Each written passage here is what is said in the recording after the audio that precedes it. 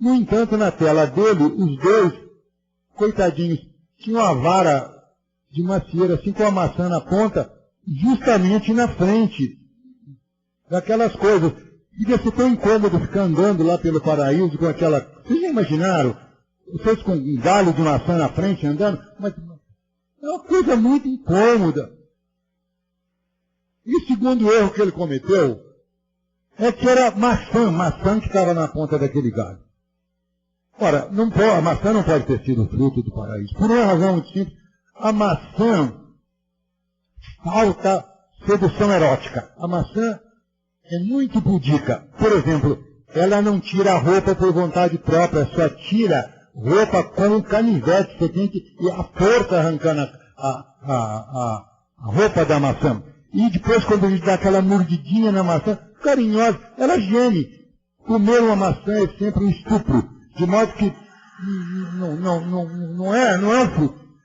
O fruto do paraíso, sem dúvida alguma, é o caqui. Porque você olha para o caqui diz, me come, não. E aí, ele não precisa de faca, é só passar a mão assim, a pele sai, e lambuza tudo, é aquelas lambuzeiras eróticas. Então, eu nunca vi minha córnea. Eu só vi minha córnea no espelho. Ah, eu vejo. Mas se não tivesse espelho, eu nunca viria minha córnea. E a córnea não é para ser vista. A córnea tem que ser transparente, é para a gente ver através dela. Quem vê a córnea é cego.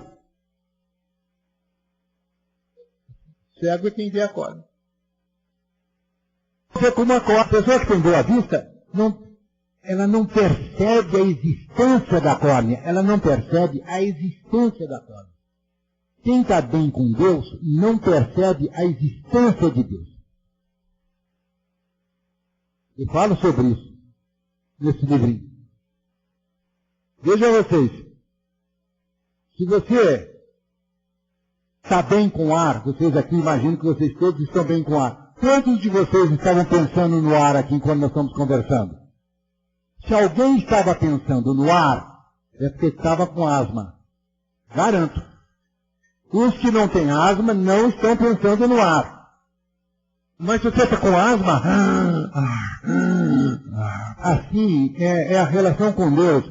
As pessoas que falam demais em Deus têm asma na alma. Ou seja, falta-lhes Deus, por isso elas têm que falar demais em Deus. Mas quem está bem com Deus nem pensa em Deus. Por quê? Porque é como o ar que nós respiramos. Hoje eu estava lendo um livro de um psicanalista judeu, um artigo que ele escreveu sobre um artigo que eu escrevi chamado Sobre Deuses e Caquis. E num parágrafo lá ele disse que ele teve uma experiência de Deus tentando matar uma barata. Ele estava na casa dele, ele chegou e tinha uma barata lá, e ele ia para matar a barata corria para lá, ele ia atrás, batia, até que de repente ele parou e disse, meu Deus, essa barata está lutando pela vida dela. E aí ele foi movido por um sentimento de reverência pela vida, porque dentro dela estava essa barata. Isso é uma coisa daquele Albert Schweitzer, não sei que criou a coisa, o sentido, reverência pela vida. Todas as coisas vivas são sagradas. Aí, depois que eu perguntei para aquela mulher qual Deus, e ela não me soube responder, eu disse para ela, eu vou te recitar um pequeno poema um verso do Chico Buarque. Saudade é o revés do parto. É arrumar o quarto para o filho que já morreu. Aí eu perguntei, qual é a mãe que mais ama? Aquela que arruma o quarto para um filho que existe e que vai voltar amanhã? Ou aquela que arruma o quarto para o filho que não existe, que não vai voltar amanhã porque morreu? A que mais ama é aquela que arruma o quarto para o filho que já morreu. Eu tenho um jeito de arrumar o quarto para o meu Deus. Eu sou um construtor de altares. Eu construo altares à beira de um abismo escuro e silencioso. Construo os meus altares com poesia e música. Os fogos que eu acendo nos meus altares me iluminam o rosto, me aquecem o corpo. Mas o abismo continua escuro e silencioso. Eu quero ler uns pequenos trechos do livro para vocês terem o gosto de como é que ele é escrito.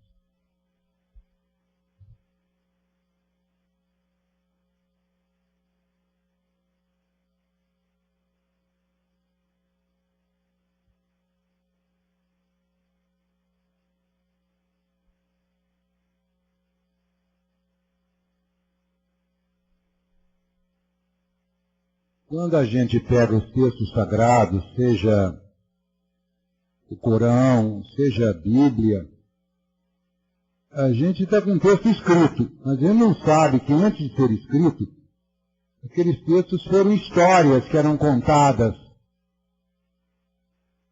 As aldeias se reuniam em torno do contador de histórias, ele contava as histórias. Então eu imaginei essa situação, um contador de histórias, um sábio, a quem eu dou o nome de Mestre Benjamin. Não me perguntem por que eu escolhi esse nome, eu não sei.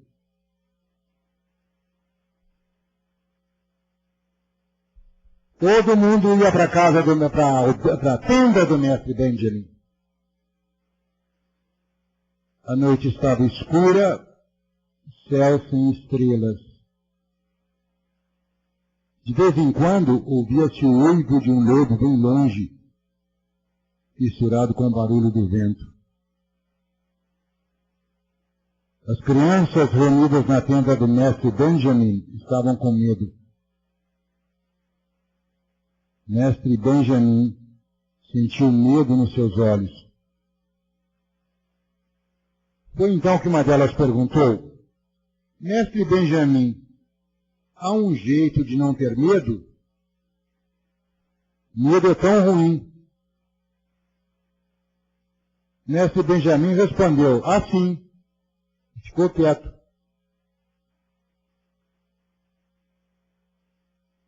Veio então a outra pergunta: e qual é esse jeito? É muito fácil.